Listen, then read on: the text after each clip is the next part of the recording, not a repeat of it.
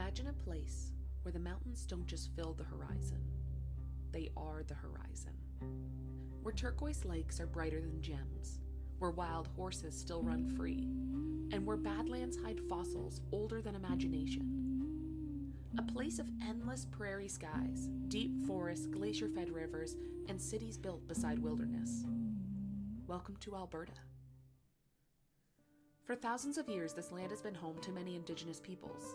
Long before highways, people traveled these lands following seasons, trade routes, and generations of knowledge carried through stories and tradition.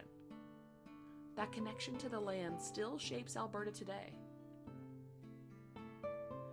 Over time, this mighty province became known for ranching, oil, and rapid growth. But there's another side too.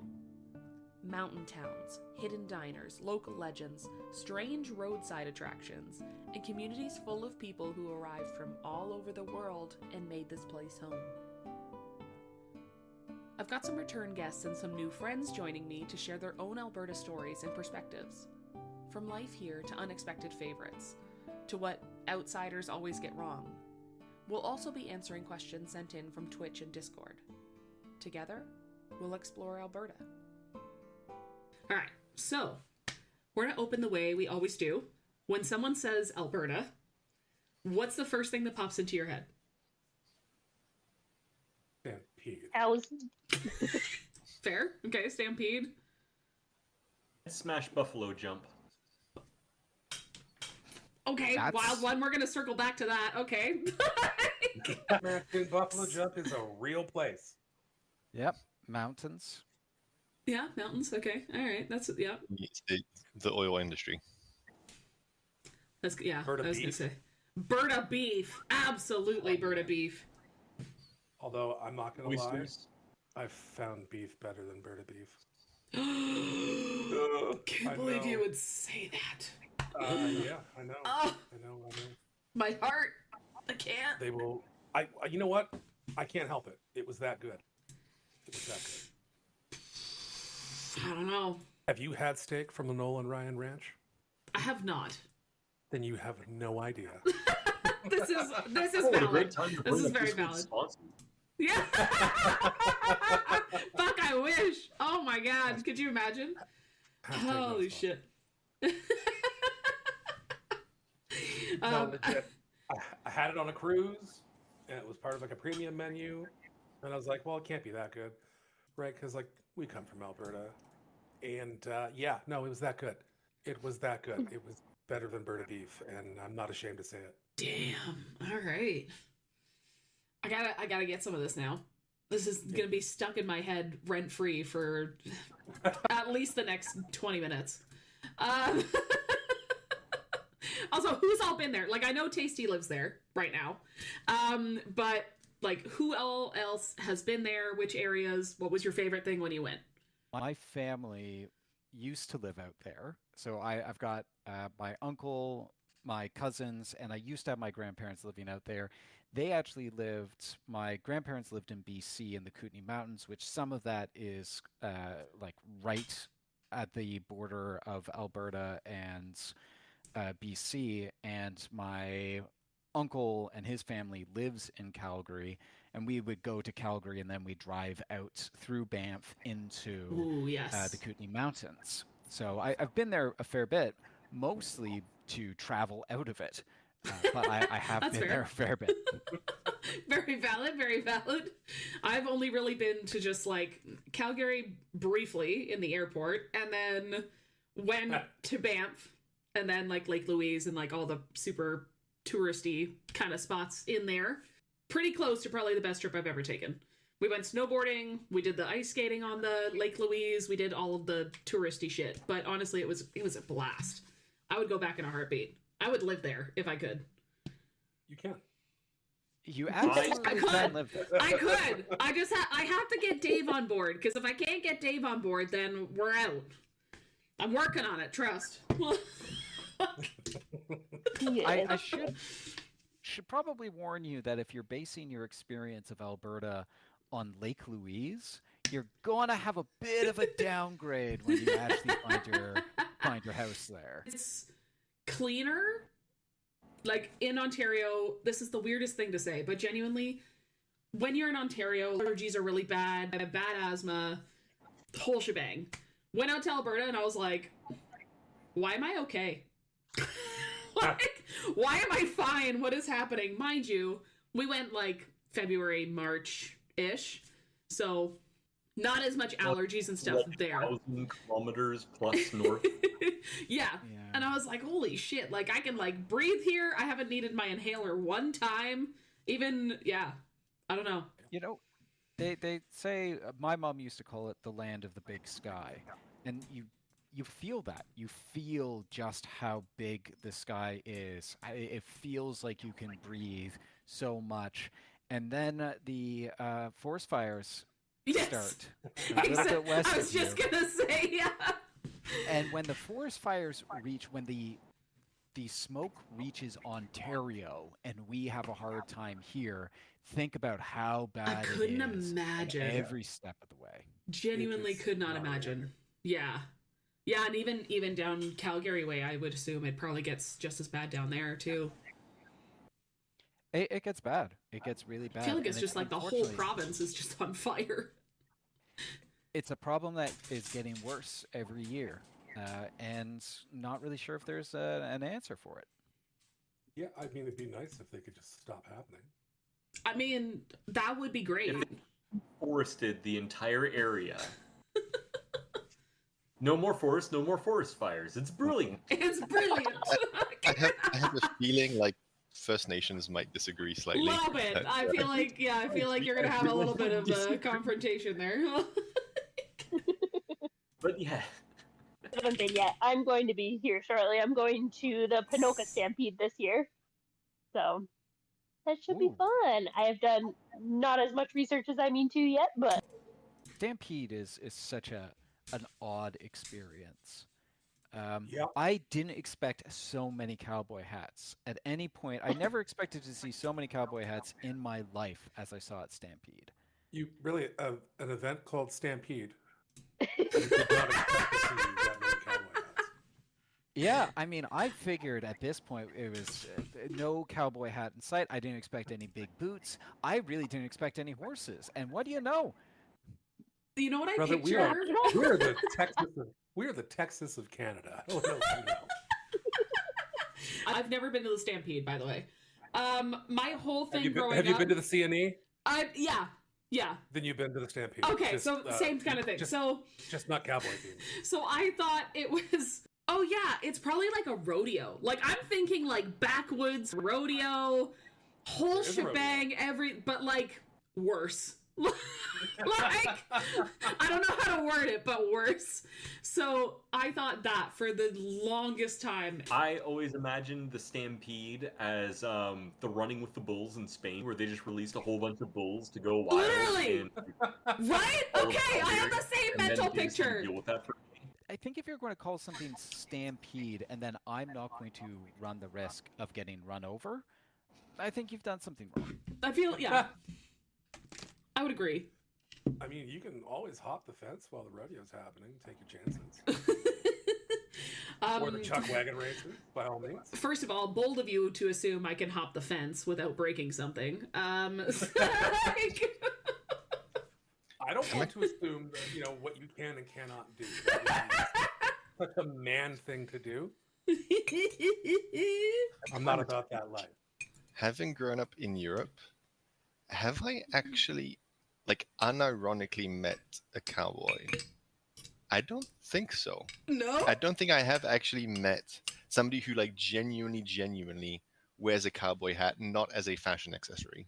Oh, this is odd. You didn't meet my brother when he was in his cowboy hat phase. Sorry, do you mean Ian? Sorry, you have to send me pictures at some point. We need pictures immediately. Right. So my family has, or I think it was great uncle had a ranch up in the mountains, and my brother went out one year during the summer and he helped out around the ranch, and he did cattle drives and he did all of that. Like he really did the cowboy life for a bit, and he came back home with a big old cowboy hat, and the cowboy boots and everything. And he basically was a cowboy for one summer. But that cowboy hat lasted a lot longer than that summer. A lot longer than that summer. And I gotta say, I think more people can pull off the cowboy hat than we expect. It's not a bad look. It feels as if the difference between Ontario and Alberta, we're all Canadians, it's all the same. Yeah. And then you see fashion trends and you see the things that are just normal in Alberta. And the big one for me is just trucks. It's Oh my god! giant Right? trucks. Right? They're everywhere. For people who don't even fucking need them. You don't Never even, need 'em. They're not using them for work. These aren't work trucks. These are status trucks. These are giant fucking micro dick mobiles all over the fucking road, and they drive like assholes all the time. I'm stuck behind them all the time. Oh, Yeah. sorry. You know how I invited you No. to my house? Maybe just don't look in the driveway. All right, cool. Mind you, we use ours, but just not for work. So I went out west to see my grandmother a few years back, and as I get there and as I get off the airplane, go to get my rental car, the man, and I just said, give me whatever, right? Just whatever's the cheapest option. And the car rental goes, guess what? Good news for you. We got you the best vehicle, and points me over to a giant Ford, just a giant red truck. And he goes, "You're so lucky. You get to come out here and drive the best vehicle."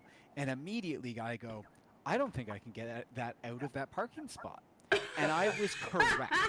I got trapped in that parking spot trying to do a 27-point turn to get out until a random worker, a random person who works at the airport saw me, took pity on me, and helped me get out of the parking spot. It was right in the corner. I was trapped.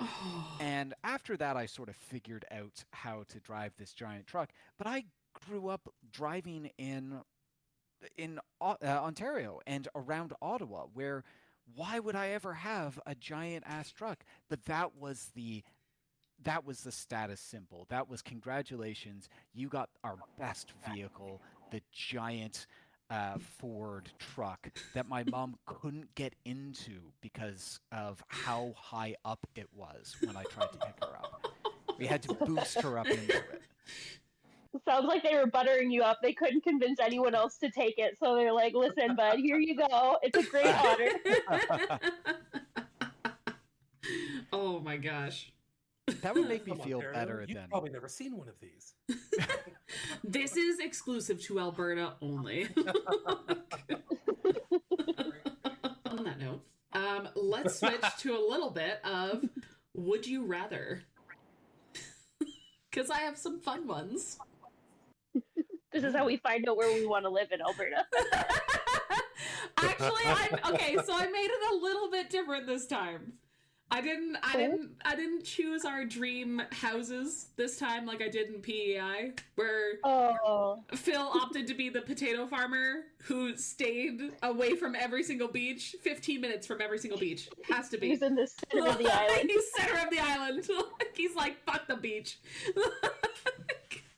And if you guys did not get that, listen to the last episode, because it was pretty funny. First, would you rather question. Snowboarding or skiing, or hang in the chalet. Nice easy one, just to start off. Ooh, I do like skiing, but I feel like it'd be 30% skiing, 70% chalet. Okay, alright. But if you had to do just one, we'll say for a day. Sure, skiing then. Skiing. Skiing? Alright, okay. Yeah, I'd prefer skiing too. A bit of an activity for like the one day. If it was a week, definitely you need some time to chill. But Yeah. skiing, definitely. Okay. 100% skiing every day, all the time, no breaks. Go until my legs collapse. All the activities. It is the one sport I'm good at, and I will do it as often as I can. Oh my gosh. This game is full of revelations. Ian had a cowboy hat phase. Sean is good at a sport. Right? I don't know. if you can handle This is information. I'm we're learning a lot of fucking things today. incredible. I'm Absolutely incredible insane. at a sport. And I haven't been skiing since grade 8. And That's the most Canadian phrase, by the way, since grade 8. I've never been snowboarding, but I wouldn't be against spiking the fuck out of all of my hot chocolate with whiskey in the chalet and just getting a good buzz on and chilling. Honestly, yeah. That sounds like a good time. Okay. Phil? Preferably by a fire. I would also say Phil, you were skiing muted. because, like, if I'm just sitting in the chalet, then I'd just be on my phone and it'd be like, all right, waiting for. This has been a day of doing nothing, so like I can do that anywhere. I think I'd have to do the same. Like I like snowboarding. I'm a big snowboarder. So I feel like for me it'd be snowboarding all day. And I did get to do that in Lake Louise and I absolutely loved it and it was gorgeous. So I'd love to snowboard. I would love to learn how to snowboard. It's on the bucket list of things to do. And I live 5-minute drive, not even, from Canadian Olympic Park over here in Calgary. Oh, where the yeah. Canadian Okay. Olympics were held. Yeah, it's behind me. It's behind my neighborhood. That'd be amazing. Yeah, and I've never been. Yeah, Phil and I in our town technically live very close to the slopes in our town.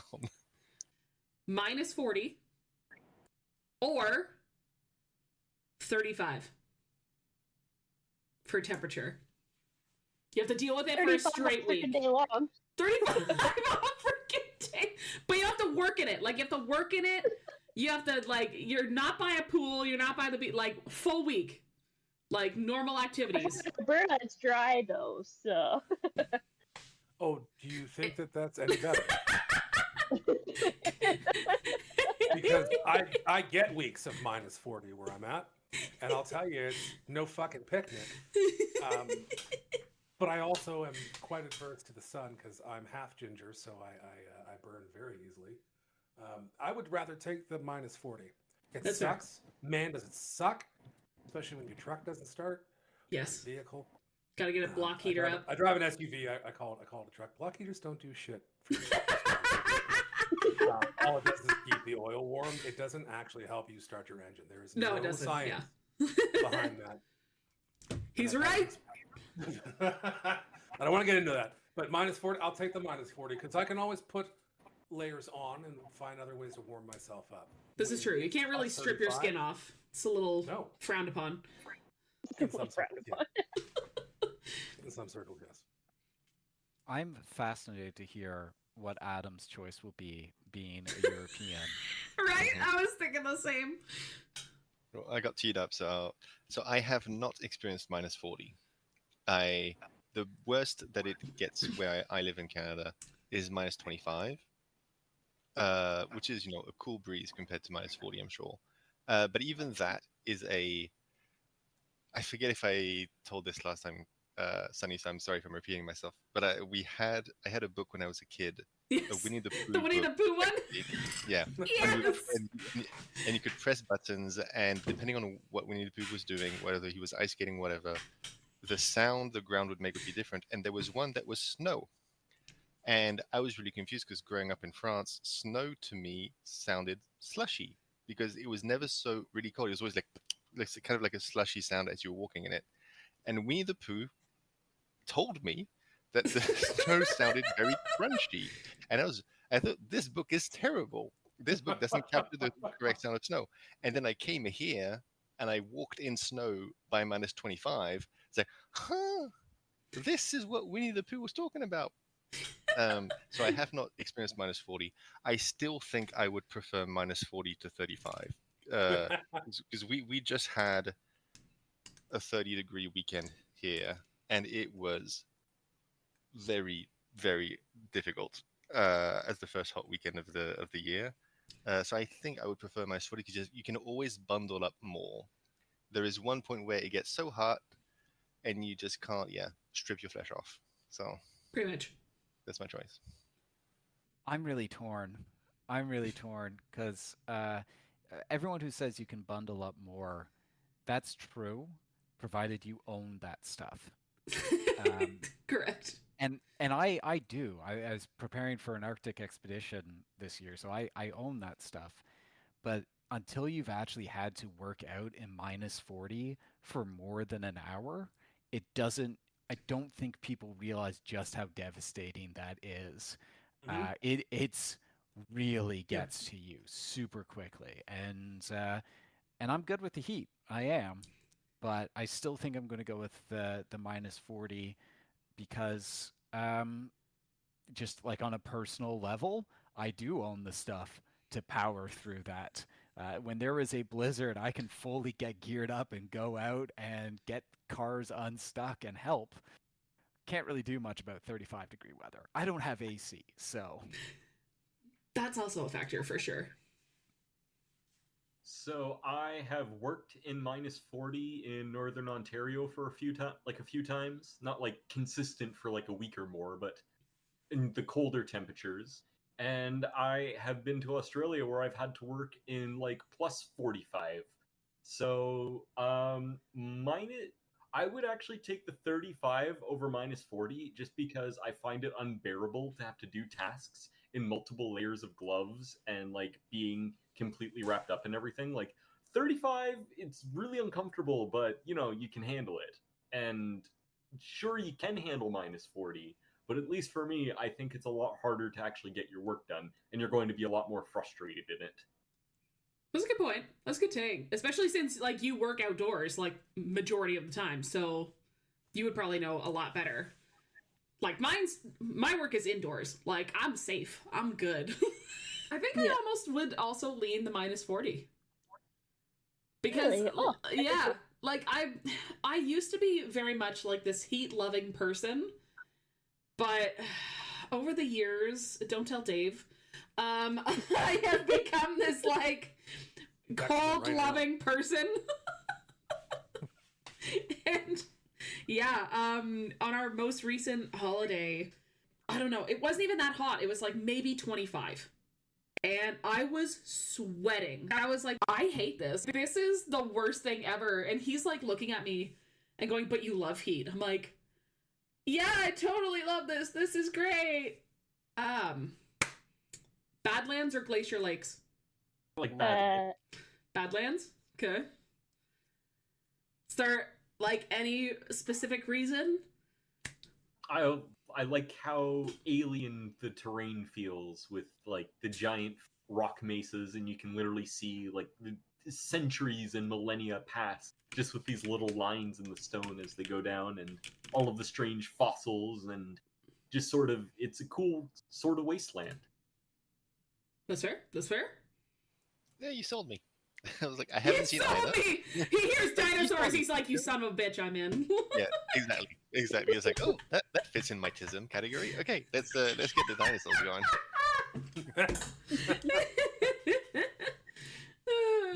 I'd go glaciers. I love glacier lakes. I love water in general, but I love the glaciers. I love the paths they have carved through the world. They're beautiful, every part of it, and hopping along creeks and ravines, even though I'm mid-30s, is still fun for me. So there you go. This is fair. This is fair. Glaciers for me. I Glaciers. never experienced the Badlands. I don't even know really what they are, so we'll just skip over that part. Having been to glacier lakes, specifically in Alaska, I can attest to their beauty, and they are awesome. So I would definitely take those. I'd probably be down for the dinosaurs. That sounds pretty cool to me, especially the striations in the rocks. That would be pretty cool. Plus, when you're finished exploring the Badlands, there's that one microbrewery where they found yeast frozen in amber, and they managed beer out of it, so you can stop in for like a 45 million year old red ale, I think is what it is. Oh my god, that was so bold of them. You know what? I can't drink it, but I might just die trying. I'd like to change my answer to Badlands, even though I want the beer. I want the beer. Fuck glaciers. I want the beer. Phil's converting us all. He's like, but listen, there's more. Like, Phil should just go down there and be a travel guide just for the Badlands alone. Should be like, yo, you know where you should go? Drumheller. And then just immediately goes in with like, yo, you like dinosaurs? Damn right I like dinosaurs. Like, you son of a bitch, I'm in. Who doesn't like dinosaurs, though, right? I'm so on the fence because I also have the dinosaur-tism. So for me, I very much lean that way. But glacier lakes are just, they're so cool. But at the same time, I would break my shit if I tried to jump on anything that is ice. So You have to jump on it? yeah, exactly. Tally knows. How many times have I broken my legs? A lot. So I think honestly I might have to go Badlands. Phil sold me. The dinosaur and now the beer that I can't drink, but I'm probably gonna smell it at least. I'm probably gonna go Badlands. What kind of weird allergy do you have? All of them. I can't have barley, I can't have wheat, I can't have oat, I can't have rye. It's basically I'm celiac, but also on skin contact. Good luck. It's My great wife has time. a weird allergy. My wife is allergic to gums. To guns. No, gums. Gums. Oh, gums. Xanthan gum, guar gum. Oh, yeah, Locust okay. bean gum. And then we have another friend who's... So anything that's like a binding agent, basically. Yep. And then our other friend is allergic to capsaicin, and her husband's allergic Oh. to dextrose. And so when we go out for dinner, I let them order first. Makes sense. And then when they get back to me, they're expecting another whatever, and I'm like, I'll just have this. I'll just And do they this. stare at the server will stare at me for a second. I'm like, oh no, I don't have food allergies. I'm good. It's okay. I'm normal. I mean, I'm I not wish like I could normal, use that normal. sentence. Yeah.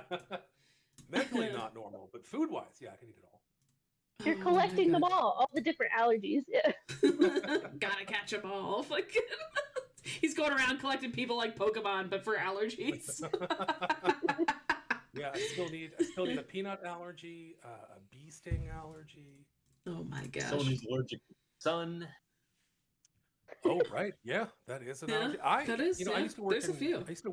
I used to work in kitchens, specifically for Boston Pizza, not a sponsor. And there was a lady who would come in at least twice a week, who claimed to have, and I looked it up. It is a real thing. She had an allergy to all things green. No lettuce, no parsley, nothing. Could not have it. And I don't know if it was like a chlorophyll thing, but it is an actual thing. And it was hard. I was like, okay, so you can have fries and fries. Because everything else got spice and shit on it. Like there's green on almost everything. Oh, that's interesting. Is it just Yeah, because what? the pigment has a certain ingredient in itself, or is it strictly to a certain food group?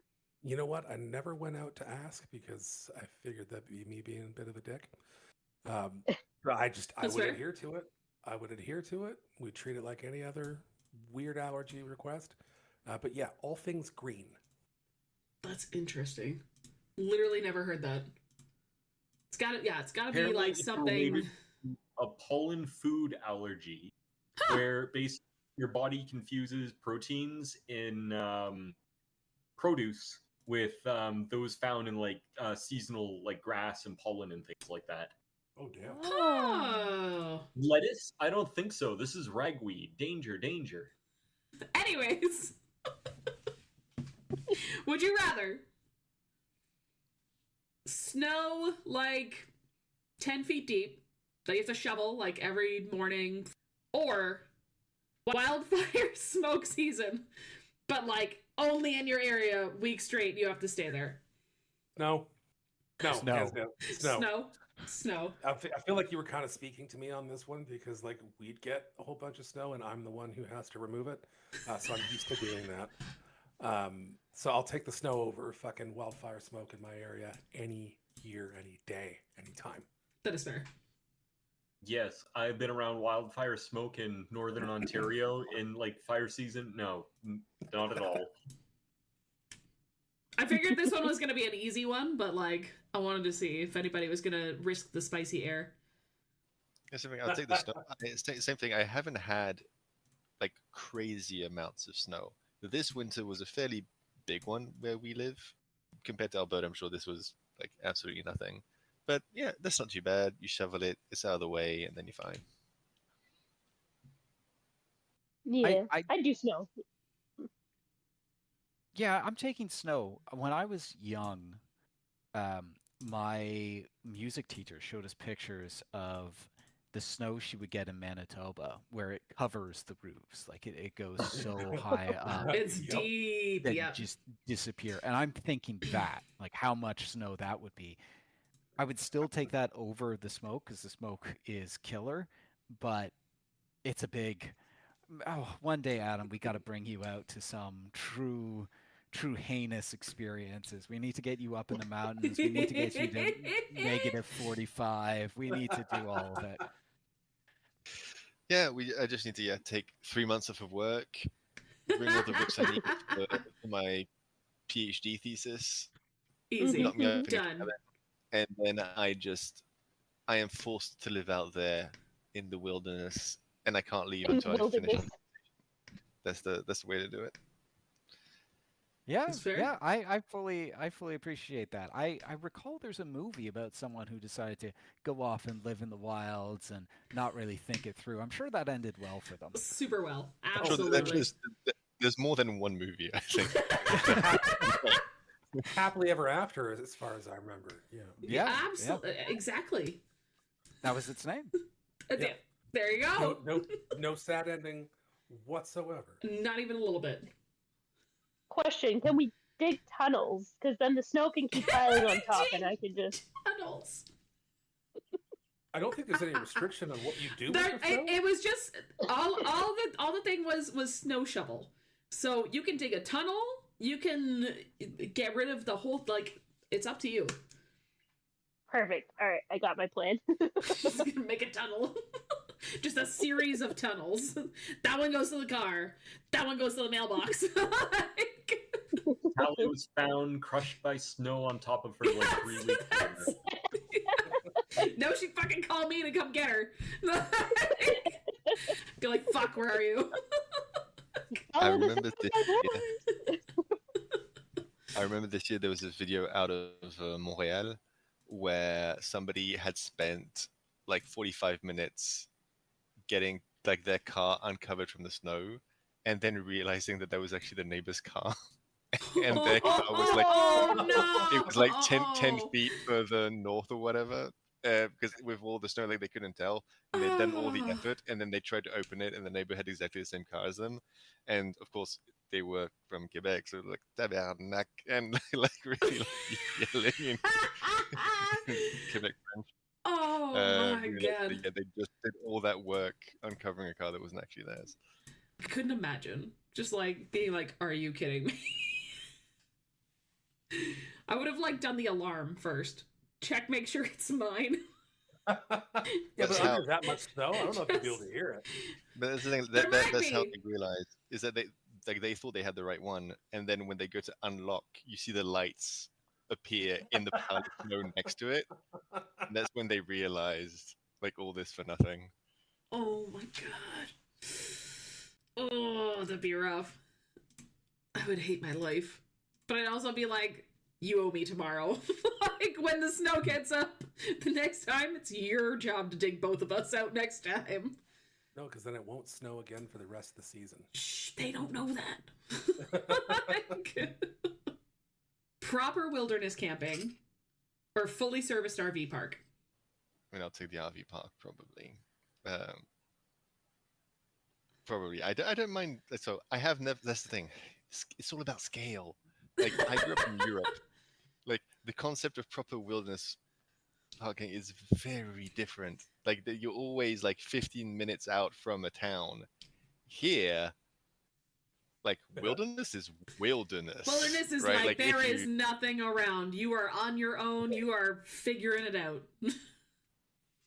I think I would be. I am not used to having to anticipate on that scale. That if something goes wrong, you are really in the middle of nowhere. Whereas in Europe, even if you go to like a deep area, even on foot, you should be able to reach something in a couple hours if you're oriented enough. So yeah, that's why I don't think I could like go real deep into the wilderness here in Canada. I'd be too nervous. See, but with the new Winnebago heli home, you could fly out to the middle of nowhere, and then you could have the RV camping experience of your dream. You just bring the RV to the wilderness. Just bring the RV out to the wilderness. Tell me more. I feel like it doesn't work like that, but all right. It seems to look like it works that way. Yeah, this was a real product, or at least a hypothetical product from Winnebago in the 1970s. And they apparently wanted to fly it out and land it on a bunch of mesas for to get the shot of people camping on top of one of the mesa pillars. And the government was just like, no, you can't do that. So they unfortunately couldn't go for their wow shot to impress everyone into buying this stupid helicopter RV. Yes. The So- 1970s, This is wild. helicopters were safe. So for those who can't, Safe. those who can't see it, it is literally just a helicopter that is also an RV. But I think Literally the has more a little important- awning and everything. Yeah, the more important question is, Phil, why do you have this in your back pocket? Why do you have this? What is the knowledge that you carry with? What is the dark library that exists in the back of your head that you just go, "Oh, I've got Where this was this on your information." PC? That's where I want to know. Yeah. Do you have This more? is- I need to this know. is- This is right beside my dark facts about the airplane crash of, Oh, are we talking airplane crashes now? No! Oh. No, I feel we're like Phil not. has got many interesting topics, and he's had a few just ready to go sometimes. And many interests, I think. Yeah. This is only probably the second weirdest vehicle that for personal recreation I can think of. And I would thought have you to were look going to say that. because I can't remember its name right now. I thought you were going to say that I personally own. I that would thought be so he was gonna cool. just pull out a picture of I was gonna be like, okay, what's the top weirdest? And then he was gonna just have the picture ready. I was a little concerned there for a minute. Don't encourage him. I kind of want to poke the bear though. I feel like the encouragement has happened and it's already I feel like I see him working. The Well, cogs are why- spinning. He's got pages that are Yeah, opening. so I saw the I'll- white page. This is an entirely separate topic for a different podcast, though. But I'll just anyway. edit it out. It's fine. I just have to know. you just cut it in post. Yep.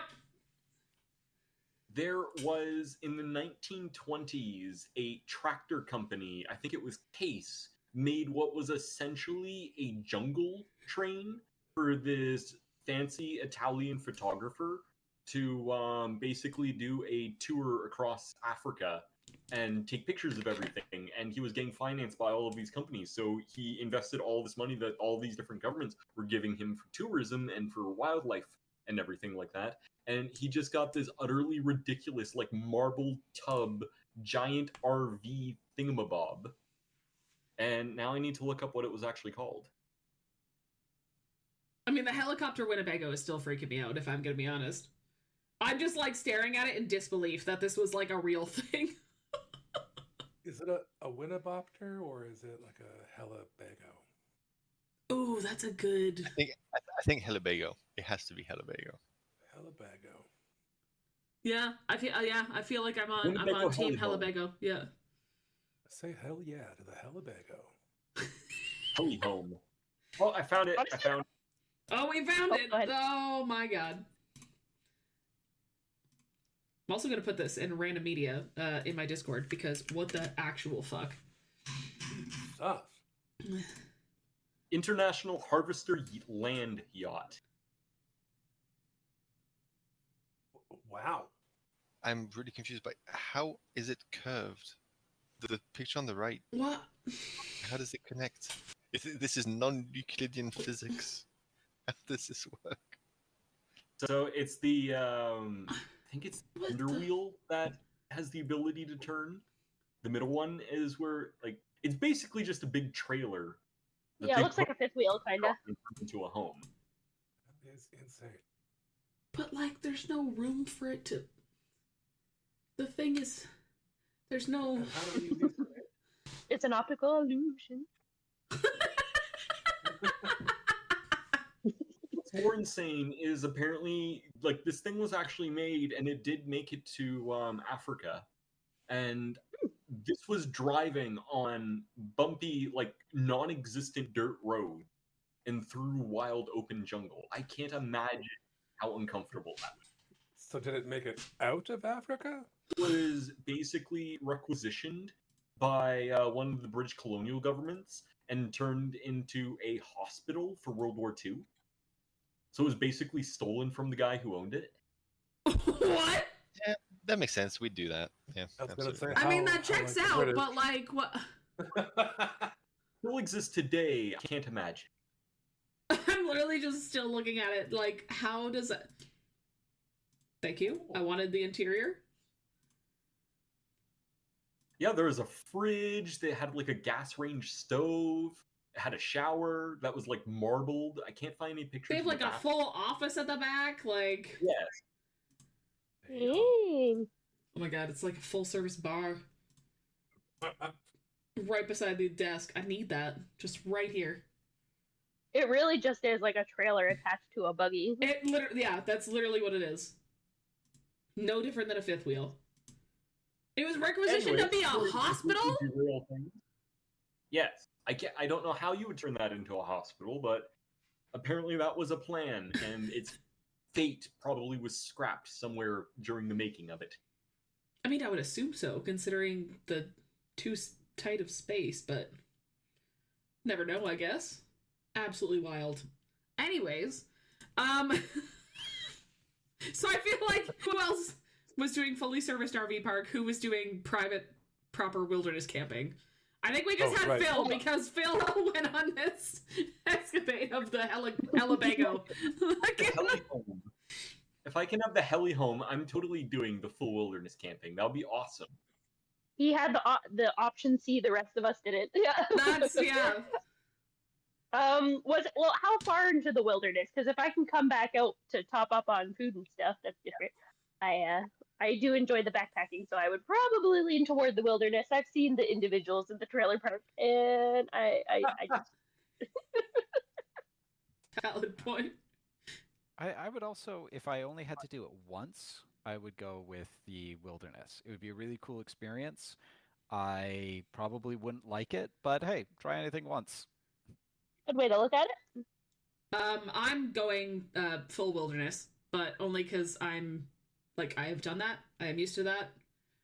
I have also done the fully serviced RV park. It's okay. It's fine. But like, realistically, if you're in an outhouse that's gonna smell like that, you might as well just shit in the woods. I'm torn because I like camping. I've been wilderness camping once when I was younger, and it was fun. But I'm also a princess now, and I enjoy glamping. But like, Is this fair? how redneck is this RV park? See? It's This fully will return serviced. them- Yeah, but that doesn't mean anything. Fully serviced. Like, campgrounds. Are Who do you think would go to a It's like- fully serviced RV park?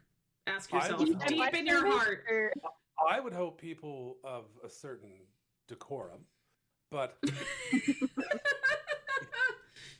even rednecks have money. Absolutely. Oh, I'm not denying that at all. But like, if it's well kept and most people are fine, upstanding citizens of the realm, then yeah, I'll take the RV park. But if I'm going to be lumped in with Billy Joe and Cletus, then I would rather be. I'll take my fate in the forest. Maybe You the know- problem is Billy Joe and Cletus don't want you there. Yeah, I feel Maybe like you- Billy Joe and Cletus heard I this, think and Billy now they're Joe and like, you Cletus know could what? be We don't nice. like him. He's not allowed That's in here very- anymore. That's very much a possibility. I could be the asshole. This week on Trailer Billy Joe and Cletus, hold out. Phil's gonna fly in and out for the drama. Yeah. Phil's gonna narrate the whole thing. Like, It takes Full the meat and commentary. load it out. No, It's nice. literally with his helicopter. Who's Yeah, nice, he's- big, tasty? No. You know how they go like, would you rather like encounter a man in the woods or a bear? Yeah, I'm gonna go the bear. Proper wilderness. Take my chances. I might die. I'm fully confident I have an equal footing fighting a man in the woods. I do not fighting a bear in the woods. Hey, you have to learn the bear rhyme and then you're fine. So it's all good. It's all Oh, good. and you put it. The bear run, Bear rhyme. bear rhyme. Does no one know what the bear rhyme is? Am I the No. only redneck in this fucking chat right now? I think so. I was a little scared of that. Anyways, Are you going to recite said rhyme? I will recite said rhyme. So, if it's black, fight back. If it's brown, lay down. If it's white, say goodnight. Yeah, Okay. No. To Yeah. all of that. Yeah. If it's No black, problem. make yourself big, fight back, it'll run off. If it's brown, lay down and pray. If it's white, you're dead. It doesn't matter what you do, you're dead. Like, Grizzly bears are also brown, just letting you know. yeah. And they don't fuck around. I don't know if you know that. And playing dead isn't exactly something they really Does give a not shit work. about. Yep, they don't. It doesn't really work usually. That's why I say And- you lay down, you pray. And polar bears are basically the grizzlies of the Arctic. So, That's why I say Um, white, say goodnight. You're done. or see a bear, run like fuck. How about that? Thank you. And if, Yeah. if you have a friend, it's even better because all you have to do is outrun them. I saw that. If I'm encountering, I'd much rather encounter a bear in the wild because at the places I'd be camping with my heli home, it would It'd be I weird wouldn't to wanna find a encounter person. who's climbing all the way up there just to come see me. That person's too committed. That's fair. That's a good point. Yeah, watch the hospital doesn't come for it. Yeah. Yeah. Jesus. Next question is local diner or tourist cafe? Local diner. Local Always. diner Yeah, for local- sure. Always Tourist local cafe diner. is such a well, it's a tourist trap. Like it's such a fake experience. Almost guarantee local diner is going to have the best burgers, the best shakes, the best pie, the shittiest service, but the best prices. But too, the and great best breakfast. food and the best prices probably. Hell yeah. Hell yeah. Hands down. Local for sure. Yeah, have to agree. Yep. Yeah, definitely. Yep. I think we're all on the local train of like, nah, I'm not Also, going to anything support local. touristy. Yeah, exactly. And that's the biggest thing as well. Is like support local. It's gonna be like you said, it's gonna be the shittiest service you ever have, but it is gonna be the best food you ever have. Right. Like And knowing my luck, somebody is in the back. Cletus will own it, and I won't be able to eat there. Somebody in the back is gonna be smoking a cigarette while they're making your Yep. food. Like that's what I'm expecting, and honestly, I'm for it. Like it's gonna be the best food. Ash adds flavor. I'm just saying. Wow, guys, Hard Rock Cafe. We gotta go there, everybody. No, Oh wow, Margaritaville? Yes, please. doesn't have a Like, swim up no. bar though, because like Mama can be persuaded with a swim up bar. Like, it's all no thanks. Like I've been to Hard Rock Cafe. It's nothing special. I've never Yeah. been to a Margaritaville though. I have. It's overrated, honestly. I can only imagine. That's the point. Like everything, like The swim up bar is The- nice. That's about it. touristy place is going to be so overrated. And overpriced is a big Yeah. part of it too. Yeah. Hell yeah. Banff during summer or winter? I'm keeping to the heat. I do the summer. I know it's touristy, but oh no, wait, 'cause skiing. No, I still need the heat. I'd choose spring because then you could go like That's not an option. Nah, it's summer or winter. Summer or winter. You gotta pick one. You're either in the worst of it or you're in the worst of it. There's no I winning. want to be able to ride up the mountains and then ski down in shorts and a t-shirt and not die. I choose. I like skiing. What am I going to do there in the summer? I mean, probably lots of stuff, but I've never been, so this is all hypothetical speculation. Well, I've been both during the summer and the winter. Oh. And winter is fun because of hot springs and other things you can do. Cool. And summer is fun because it gets fucking gorgeous out there. And like, despite heat, there's always still a cool breeze blowing through the mountains, so it's not always so unbearably hot. And there's lots of stuff going on around in Banff during the summer. So, but I think I would probably pick summer over winter, though. I'd have to agree. I'm going to go summer, partly because Banff is expensive to ski in, and I ain't got that sort of money. But in the summer, it's not cheap, but you know, cheaper than skiing. I think my spouse would prefer it in the summer, but I think skiing in Banff at least once would be pretty cool. So I think I'd pick the winter. I'm gonna go winter. I'm probably gonna be the odd duck out, but honestly, going in the winter was just, it was so nice. And the thing was, we could like drive to other hills and stuff like that. If we wanted to go like snowboarding and stuff, like there's lots of stuff around, but I would still go in the winter because like the hot springs, and then there's also usually like a light show thing in the winter on the top of Sulphur Mountain, which is like right there in Banff. And honestly, I would go again. Highly, highly, highly recommend. Have you been to the Fairmont? We were in front of it. We never went inside because we skated on Lake Louise. So we were like, we had the full view of it, but we were like, do you want to go in? It's pretty like busy. So we were like, let's just skate and we'll just go. Yeah, if you ever get the chance to go into the Fairmont in Banff on a Sunday, pay the money, go get brunch. It's fantastic. It's expensive, but oh man, so good. This is fair. This is very fair. Oh, and if you like fondue, go to the Grizzly House. Not a sponsor. We actually walked by it and we saw fondue and we went in to ask and see if they had options like safe for me. Sadly, they didn't, but but it smelled amazing. Yes, so I highly recommend it to anybody else. I guess you could say for you, it was a case of don't. Oh man. All right. Explore underground caves or abandoned ghost towns. Fuck them caves. I've seen the videos. I don't need to be stuck anywhere. 100% agree. Okay. Would I rather die in a creepy cave or die in a haunted ghost town? At least the ending would be more interesting at the ghost town.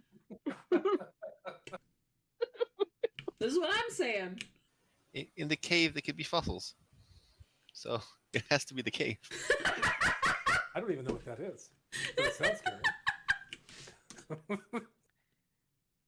But with ghost towns, you can see like a really weird and small museum where they explain to you how the locals in the area made like wheat or something like that, and get to do a tour of a flour mill. And it might be haunted. True ghost towns are rare, but they are, I mean, they're not that rare depending on where you're at, but they are fascinating to see. Where there's not a little museum, there's not anything around. There was just the nature slowly taking over what used to be human life. And it's a fascinating place. They wonderful for inspiration, and want to remember the old adage, all things are temporary, everything comes to an end. Go to a ghost town. You will feel that more powerfully than anywhere else. I'm taking the ghost town because I feel like all of you know me well enough that I'm absolutely taking the ghost town. Underground caves are great. They're fantastic. I would live my best Smeagol life down in the caves, aka Gollum. But honestly, no, the ghost town is it's got it. I'll take ghost town. Ghost town? I'll say it. I'll take ghost town. I'd rather not die in a cave from either getting lost and dehydrated, or crushed in a cave-in, or eaten by some weird creature. This makes sense. Of the three, likely would be a cryptid. I would be eaten by a cryptid. Oh, for sure. Absolutely. Yeah. my tablet leg for a second. I thought you were saying eaten by a Christian, and I'm like, damn. Them too. Damn those cave Christians. Apparently, Dave got hungry. Damn. Oh my I would gosh. rather be eaten by a Christian for good reason than eaten by a Scientologist for no good reason. So, Facts. Absolute facts. All right. Our last would you rather question. Would you rather every single area you went to go explore, you had a wildlife sighting, like safe, like you weren't attacked, nothing like that, just like very natural, very beautiful, very serene, or 0 bugs? 0 bugs. 0 bugs. Is that for life or just a day? That's for like a week, like for a week. For your trip. For your trip. Yeah, for your Wherever you're trip. going. Not permanent. I switch my answer. This is, yeah, no, it's not permanent. It's literally just as long as you're like visiting wherever you're going in Alberta, not when you live there. I'd You want know to see. what? Based off of the rules that you've established, one, I'm definitely going the animals. Because, you know, wildlife sightings are fun, and I've always wanted to suplex a deer. What? But I think I would actually take it another step forward. I wouldn't go out into the wilderness. I'd go into like CEO boardrooms. I would go into random banks. I would have bears show up everywhere. I would be a harbinger of destruction. They're like, He's gonna just turn the tables on everyone. yeah. No. I like that. Can I get in on that? Yeah. Yeah, I mean, if we all join forces and we all get different animal sightings in different places. Oh, Exciting. we'd be able to be druids for a week. That's what I Oh my hear. god. I just every part of me wants to be a druid for a week. You know, and if there's no limits on how many animals we get to see, they have Stampede in Calgary. I will make a second Stampede. It will be much more accurate to the name. I'm in. Count me in. Yeah. If we all go together, this is a big deal. We need to stop at my head office first, and Yes. then we're going to do whatever. Done. What does this podcast come to? See, I just want to hang out Awesome. with Wolverines for the entire time. Wolverine. When I was last in Alberta on my drive back to Calgary from the Kootenays, I saw 4 bears on one stretch of road. Shit. It was a very, very long stretch of road, but I was truly overjoyed. I got to see bears in all of their different states, terrifying, derpy looking, bored and hungry, and one stuck on the fence that blocks off the road from the highway Ooh. from the lands, from the animals. And I just thought, this is the 4 natural states of bear. This is fair. Damn. I once got stuck up in the air when I was working on wind turbines doing blade repair because there was a bear at the bottom of the tower. That was a fun, 30 minutes. And then when I got to the ground, it was like, is the bear really gone? Would maybe poo my pants a little bit. It'd be fine. Yes, I would. It was little just a bit. black bear, just wandering around. Okay, sniffing blackberry, yeah, everything. no, we're fine. No, you just fight that one. Just Yeah, that one's fine. You make yourself big, you start yelling, it's gonna run away anyway. It's fine. No, you The said window just became home. you didn't say make yourself big for the bear. You said fight the bear, and I assume you both drop the gloves. Our seconds come out. We get in the ring. Are there ring girls and or boys? Might There be are ring ring bears. Ring men? Ring folk? Are there ring folk? I'm pretty sure it's like ring moose or a few deer. You get those coming around with the signs. I'm in. That's actually one of the animals I would not fight as a moose. Absolutely In not. No, Absolutely no not. circumstances. I'm told that Canadian geese are not to be trifled with, and you know what? I don't see the threat. Yeah. You haven't met them. What do you mean I haven't met them? They're everywhere. They are Yeah. everywhere. Remember what the question was? Wildlife sightings or zero bugs? Oh, right. For a week. Yeah, for your whole trip. I believe most of us were animals, but I haven't. So far, everyone's been wildlife sightings. Yeah, I don't know. Like the nature is also really beautiful, so just being able to enjoy that without being pestered by bugs all the time, I'll vote that just to be in that camp. Shake it up. Again, Shake it my up, spouse really attracts bugs and mosquitoes. So it would be a really not fun time for her if we were surrounded. So if I had the option for her sake to say we'll be free of bugs for this entire trip, I think she would enjoy that very much. Oh, So that's well, I'll pick that one. I like it. I am sadly also a bug That's a magnet, bit of a so I'm gonna have to go zero bugs. Just wear like a full body bug net suit. oh, sure, yeah. Totally fix my problem, 100%. Yes, it mitigates everything. A few true or false questions. So, true or false? First gut answer. Don't take it back, just gut answer. There are more animals than people in parts of Alberta. True. True. True. Okay? Everyone's locked in on true? False. in parts of Alberta. Yes, true, without a doubt. Okay? Which Alright. part? I just want to play Nah. devil's advocate. Nah, like everybody said true. I'm good with that.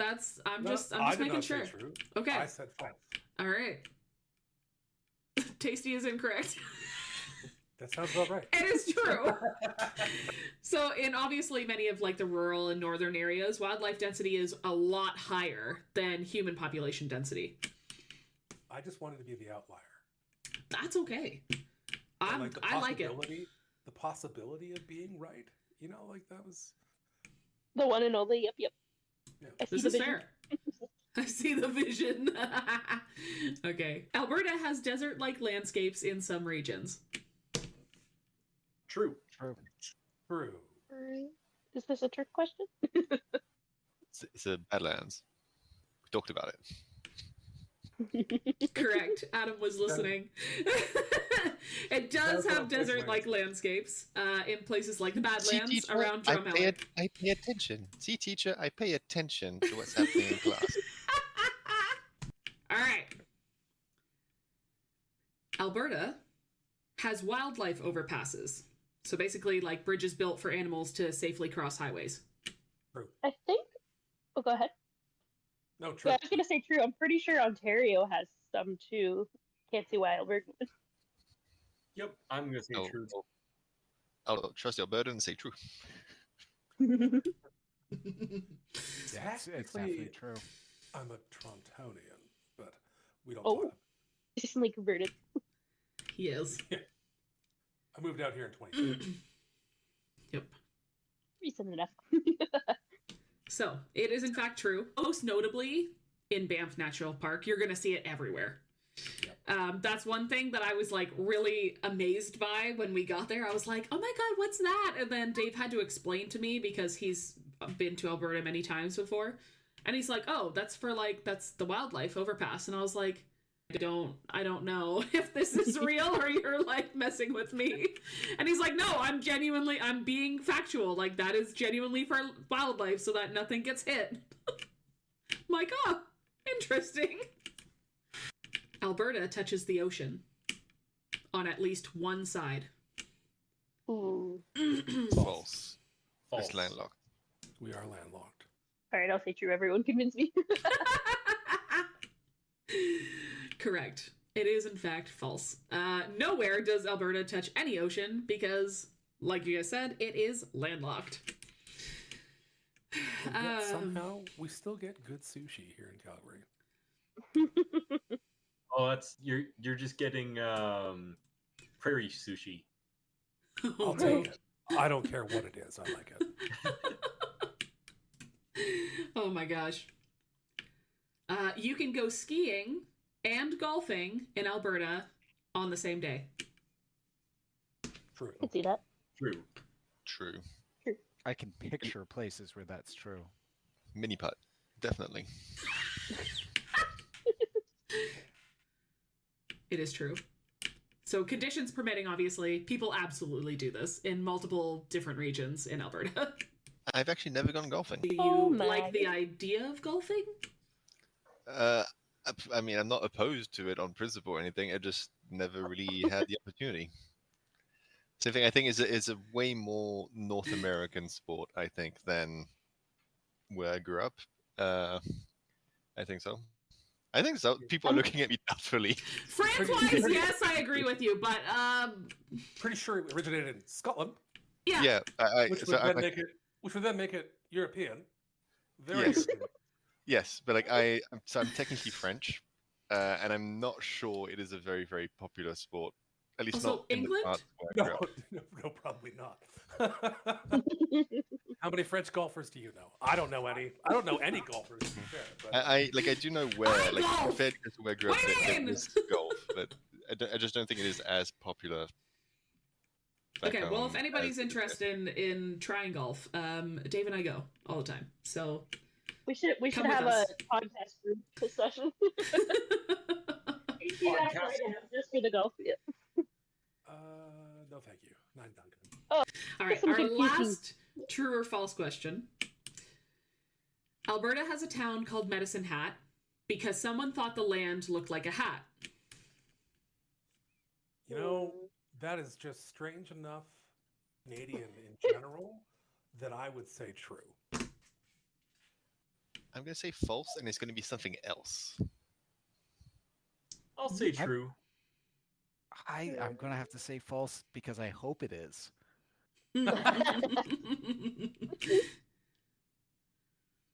Okay, so we got how many trues do we got? How many falses do we have? True here. Ah, shit! I'm on Google Maps and I just saw it, so I know the answer now. I think I said say true. That sounds like something that would happen. Well, the people that answered false have it. They do. Oh, okay. The name actually comes from an indigenous phrase connected to a medicine man's headdress. Well, that's nice. Like, that's better that it's not named after because someone went, haha, that looks like a hat. Made of medicine. Absolutely. Look, we're gonna circle right back real quick to head smashed in buffalo jump. What? That was named quite literally for how it sounds. Medicine Hat, that could have been a possibility, is all I'm saying. 100%. Yeah. Things have been named like that in different areas. Absolutely. Absolutely. Like it looks like this. Okay, we're gonna name it that. All right. These next ones are technically for tasty only. I mean, we could all listen and love all these answers, just like we did for Adam when he was telling us all the other things. What is something about Calgary that surprised you when you first moved?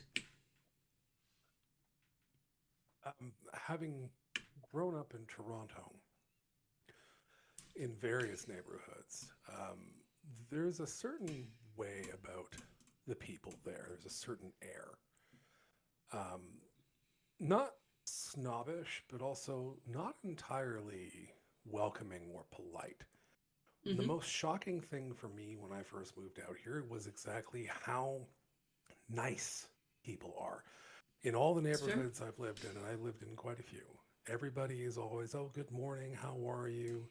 The wave, it was such a departure from where I was in Toronto, and I think that was probably the most culture shock I've had going from one side of the country to the other. Was just in general how nice people are. You can stop somebody out here and ask for directions; they're not going to look at you like you're ruining their day.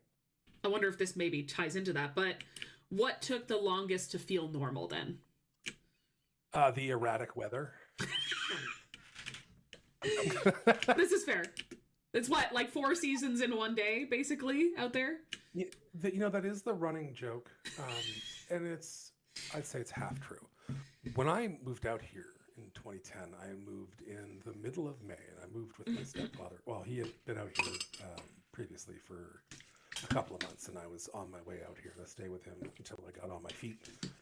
And it was the middle of May, and as we were talking the day leading up to my departure, he was talking about sunshine, plus 20 temperatures. It was wonderful. And I was like, oh, hell yeah. And it was kind of like that in Toronto when I was living. It was like still sunny and, 18, 19 degrees. And then as the flight is descending through what seemed like miles and miles of dark clouds, I'm like, this doesn't seem right. And the windows were frosting up. And we poof out of the clouds, and everything is covered in snow, and it was -5. And I was not prepared for any of that. I was dressed in shorts and a t-shirt. All of my warm clothing were in my duffel bag. No preparation whatsoever. And I remember just being like, what the hell happened? You told me it was supposed to be nice out here. And it's -5 in the middle of May. I'm used to consistent weather in Ontario, or at least it was back then. You get spring, it's springtime, and everything's warm, and then all the plants and stuff are budding, and it's nice and sunny, and sometimes it rains. But out here, we get snow right up until June. We just had snow 2 days ago. Cold snow. What? Yep. Legit. That's wild. We just get tornadoes here. That's about all we get. I mean, we get them outside of Calgary. There's tornadoes that happen, but there's nothing serious. Do you think moving changed your personality at all? Absolutely. Sure. As I was talking about from the first question of the difference in dichotomy of people, I found that coming out here may have made me a nicer person, was more open to being social with people, despite living with ADHD and everything else. I think being in Toronto in that kind of environment, being closed off was easier because most people were kind of like that. But out here, really helped me get out of that shell and helped me become more social and more engaging. Wasn't always perfect, but nothing ever is. Right. There's definitely a shift. Me, 2010 me versus 2026 me are two very, very different people. This is valid. Especially, with what you like going from Toronto, obviously, to Calgary, especially if you had that drastic of a shift. Yeah, that makes sense. And it's nice out here. I get to see mountains almost every day when, there's not too much cloud cover. And springtime and summertime out here, there's always that scent of either flowers or sweet grass on the wind, no matter where you are in the city, which is crazy. It didn't get that in Toronto, and I think I became a little more at peace with myself out here. What do you always recommend people see or do that are visiting Alberta for the first time? Against my better judgment, I would say everybody needs to experience Stampede at least once. It's not my thing. And as we discussed earlier, it basically is the CNE, cowboy-themed CNE. But there's more to it. There is actual rodeos, and there's chuck wagon races. And over the years, there's always fireworks displays every other night. And they just started doing, what are those? Drone light shows and stuff. But there's always big headliners that come in and play free concerts, and there's always something going on. It's just crowded and expensive, and there's always crazy food, like beetle sundaes and scorpion pizza and all kinds of weird shit. I would say if you come down during that time, it is cool to experience once. And if crowds are your thing, if that whole environment is your thing, definitely do it. Apart from that, definitely go to Banff. You need to. It is a staple in Alberta to go at least once. Just going into the mountains in general. You don't even have to go stay at Banff. You can go to Canmore if you want, which is just before Banff. Yeah. And it's beautiful there too. There's not much more I can really give on that. I think if completely fair. If you're coming out here, those would be the two main things that you should definitely do.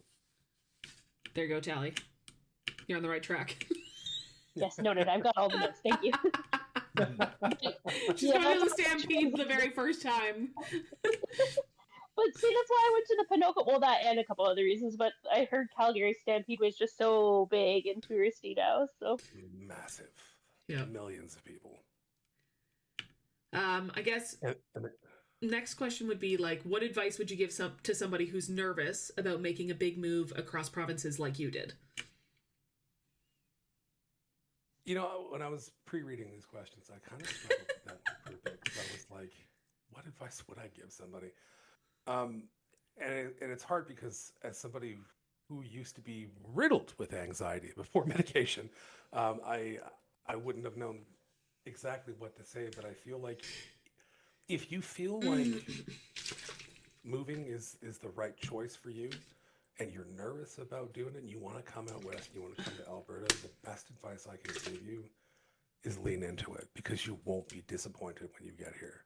Yeah, living out here can be a little expensive and it is a little different, especially, you know, when learning how to deal with the climate out here. But it's a gorgeous place and it's not without its issues in any big city. But Makes like sense. Calgary specifically is a wonderful place. And there's so much to do, so much to see out here in Alberta. I'm not a big fan of Edmonton. It's a dirty city. I hear that a I'm lot, kidding. honestly. I'm kidding. Edmonton's Hilariously, I actually hear that a lot. No, it's true though. Like it is a dirty city. Calgary's clean, and I mean clean. Maybe not Japan clean, but like real clean. We take pride in making sure our streets are top notch. Unless it's construction season, in which case all bets are off. I feel like that's kind of like here a little bit. But if you're nervous about the move, it's perfectly natural to feel that way. But try to push that down because once you get out here and you see everything and you experience the beauty that is Alberta, you won't look back. I promise you, you won't look back. I moved out here in 2010. I'm the black sheep in my family, and I left everything behind. And I have not looked back since. That's valid. And our last question, which is kind of a fun question, I feel like kind of everyone can get in on this. Which city would survive a zombie apocalypse longer, Calgary or Toronto? Calgary. There's more guns here. That's kind of what I assumed. I mean, there's probably a lot more illegal guns in Toronto, but there are a lot of legal guns out here. And like Okotoks, which is like 25 minutes south, lots of guns there too. So we'd be okay. You got the food. You got to think like there's a lot of Costco's. Right? But like I feel like there's going to be a lot of Costco's there obviously as well. There are Costco's. We are definitely Costco members. I'm gonna have to disagree. I think it's Toronto. I think you're wrong. That's okay. It's okay to be wrong. Yeah. No, because when the zombie apocalypse happens in Calgary, and the federal government hears Calgary has been overrun, they go, "Oh, fucking finally," and they just wipe off. And I think that Toronto gets preferential treatment. People actually show up for help. I'm not saying it's right. I'm just saying, given everything that's going on, I also think, you know, there's more people around Calgary who would hear there's a zombie apocalypse and they'd go, "No, that's not real. No, absolutely not. You know, I'll let the zombie bite me. I'll prove it's not true." You make valid points because there are definitely people out here like that. But I'll tell you why I think Toronto would suffer greatly in a zombie apocalypse, and that is because of population density. Yes. You would This get is a very overrun good point. so quickly. We would at least last 5 times longer before succumbing to the plague than you would. That is fairly true. Definitely have to give you that one. In We have both mountains. There's very strong arguments on both ends here. I'm not really sure which side to pick. I think in both cities it would be relatively fine either way because we don't have like we have a very large urban sprawl compared to places in the US where people are like bunched up in very tight confinement. Like even Toronto is relatively sparsely populated. Calgary's better off because like roads and everything are so wide, and there's to fit all their trucks. Yeah, and stuff is spread so much farther apart. Like, there's not nearly as much of like the horror of like zombies being in a tight alley and like, oh, we have nowhere to run and escape. Like, no, this is like a 4-lane street. You would need like a horde of like half the city to fill this up. Yeah. Good point. Yeah. Good point. In a lot of parts, absolutely. Yeah. So I would say Calgary, just because like the more rural the place and the more wider the roads, it becomes a lot like the zombies become a whole lot less scary when they are no longer confined. Hmm. I don't Does know. does the water help Toronto at all? Because you could like get away. What, you mean the Water- lake all the way south? Like Yeah, Lake well, I'm Ontario? thinking Is that what you're talking about? I'm pretty sure that's what's spawning the zombies. I don't know that you... I'm just taking this into consideration. Ontario, Zombie Lake. No, that's more like Erie. Yeah. Probably something like horrific boiling in that lake. Hmm. I mean, have you been in Lake Ontario? Well, Lake Erie was like actually declared a dead lake in like the 1970s or 80s, and it took like billions of dollars to restore it. Pretty much any of the Great Lakes. Nah.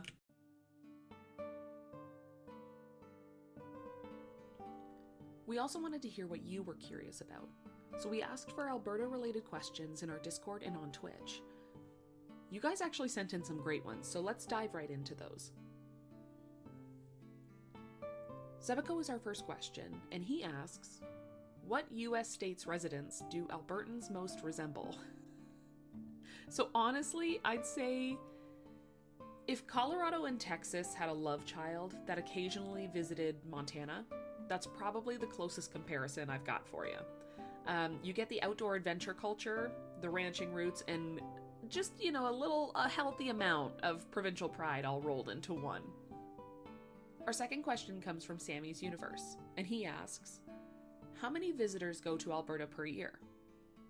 So this one was actually really interesting to do like a little mini deep dive on, but it's a little over 38 million. So as you can imagine, the revenue is pretty high.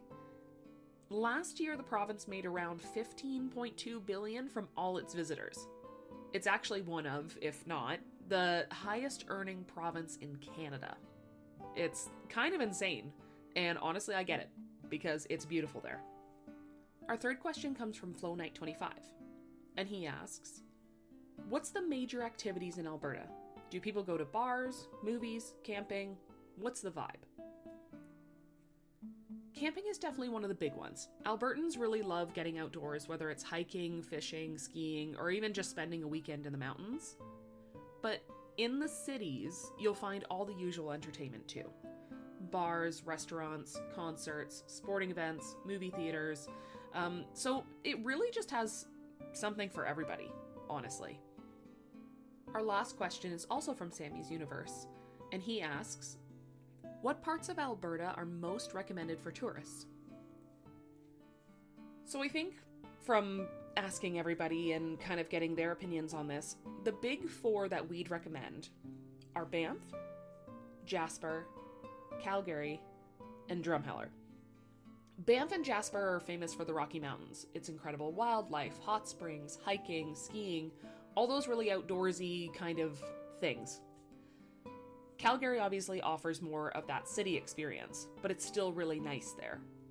Drumheller, of course, we'll leave for last, because it's known for dinosaur fossils, museums, stunning badland scenery, and who doesn't like dinosaurs? I just want to thank our guests one more time for joining the conversation, and also our listeners for sending in those questions.